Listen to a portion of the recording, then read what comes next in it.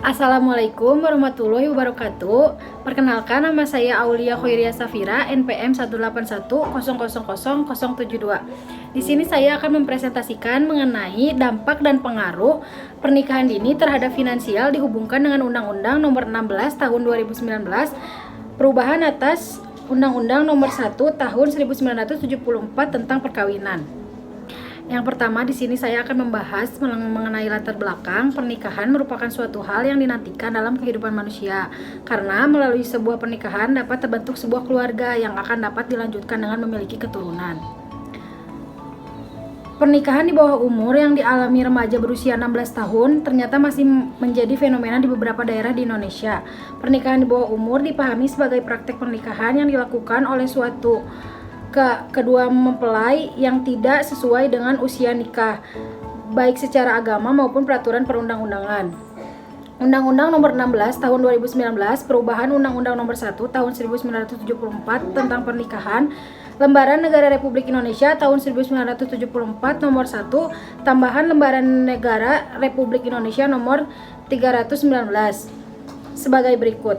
Mengenai perkawinan membatasi batas minimum umur pihak yang hendak melangsungkan pernikahan. Berdasarkan ketentuan pasal 7 Undang-Undang Perkawinan mensyaratkan batas minimum umur calon suami sekurang-kurangnya berumur 19 tahun.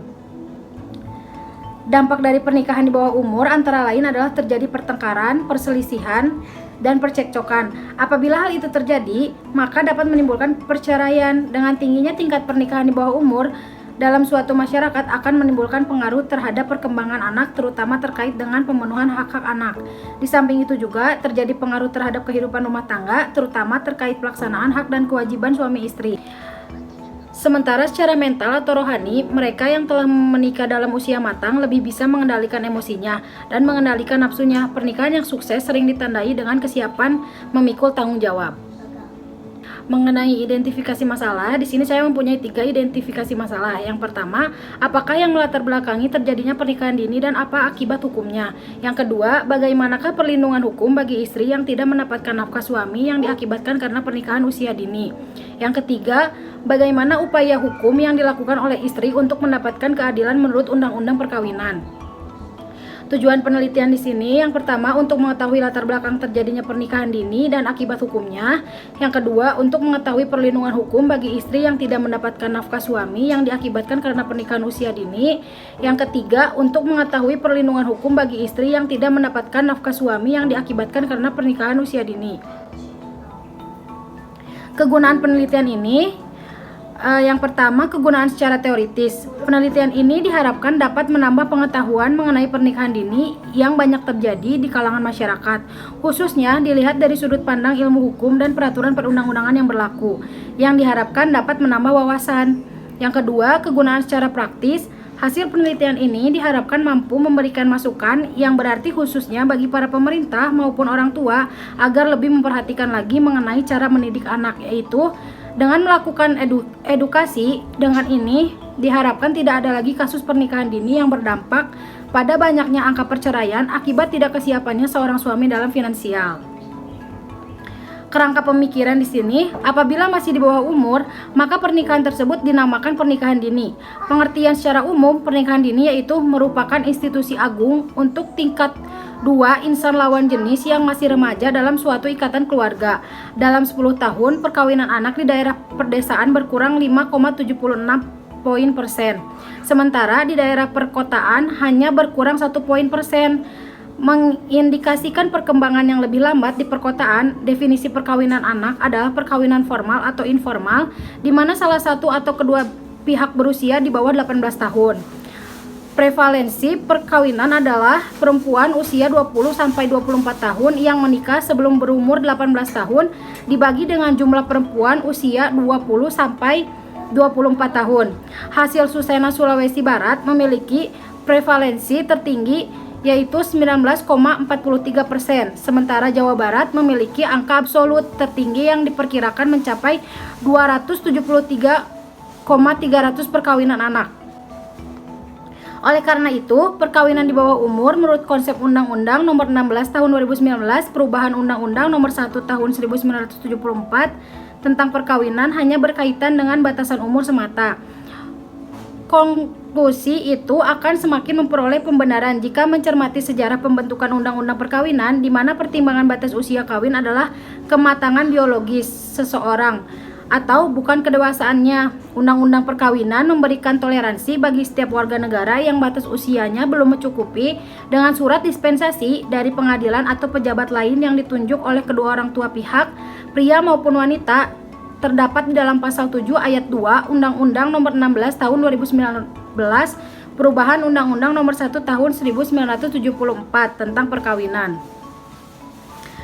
Perkawinan menurut hukum Islam di sini, perkawinan ialah ikatan lahir batin antara seorang pria dengan seorang wanita sebagai suami istri dengan tujuan membentuk keluarga atau rumah tangga yang bahagia dan kekal berdasarkan ketuhanan yang Maha Esa.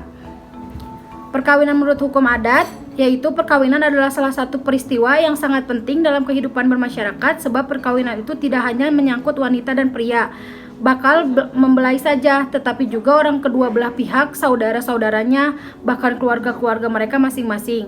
Bahkan dalam hukum adat, perkawinan itu bukan hanya merupakan peristiwa penting bagi mereka yang masih hidup saja, tetapi perkawinan juga merupakan peristiwa yang sangat penting serta sepenuhnya mendapat perhatian dan diikuti oleh arwah-arwah para leluhur kedua belah pihak. Metode penelitian di sini, yang pertama, jenis metode penelitian yang digunakan dalam penelitian ini adalah spesifikasi penelitian yang bersifat analitis deskriptif, kualitatif. Adapun pengertian dari penelitian deskriptif analitis menurut Sugiono adalah suatu metode yang berfungsi untuk mendeskripsikan atau memberi gambaran terhadap objek yang diteliti melalui data atau sampel yang terkumpul sebagaimana adanya. Yang kedua, metode pendekatan ini yang dipakai penulis yaitu dengan cara yuridis kualitatif. Penelitian yuridis normatif yang bersifat kualitatif adalah penelitian yang mengacu pada norma hukum yang terdapat dalam berbagai peraturan perundang-undangan, putusan pengadilan. Data yang dikumpulkan adalah berupa kata-kata gambar dan bukan angka-angka, sehingga laporan penelitian akan berisi kutipan-kutipan data untuk memberikan gambaran penyajian laporan. Data tersebut mungkin berasal dari naskah wawancara, catatan lapangan, foto, video. Teknik pengumpulan data yang dilakukan peneliti melalui cara studi kepustakaan dilaksanakan untuk mengumpulkan sejumlah data melalui bahan pustaka yang bersumber dari buku-buku terhadap dokumen perkara serta undang-undang yang berhubungan dengan penelitian guna mendapatkan landasan teoritis dan memperoleh informasi dalam bentuk ketentuan formal dan data melalui naskah teori yang ada. Alat pengumpulan data di sini, alat pendukung dari pengumpulan data yang digunakan dalam peneliti ini yaitu data kepustakaan.